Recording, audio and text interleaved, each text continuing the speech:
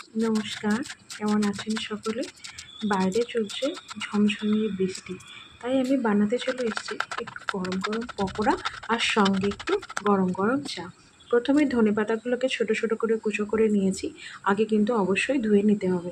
তারপর লঙ্কাগুলোকেও কুচো কুচো করে নিয়ে সমপরিমাণ বেসন, কর্নফ্লাওয়ার, হলুদ গুঁড়ো, কালো জিরে এবং জোয়ান দিয়ে একটু ভালো করে মিশিয়ে নিয়ে তারপরে অল্প অল্প জল দিয়ে একটা টাইট ডো বানিয়ে নিয়েছি।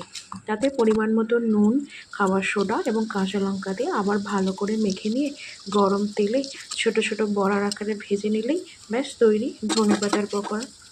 খুব অল্প কিছু জিনিস লাগে এটা বানাতে, কিন্তু খেতে খুব অসাধারণ হয়। আমি এর আগে অনেকবার বানিয়েছি এবং আমার এটা খেতে ভীষণ ভালো লাগে। আপনারা একবার ট্রাই করে দেখতে পারেন। অনেকেই হয়তো রেসিপিটা জানেন। বাইরে তো বৃষ্টির আওয়াজ শুনতেই পাচ্ছেন। এদিকে আমার গরম গরম চাও তৈরি। ব্যাস হয়ে গেল গরম গরম চা আর ধনেপাতার পকোড়া। নমস্কার।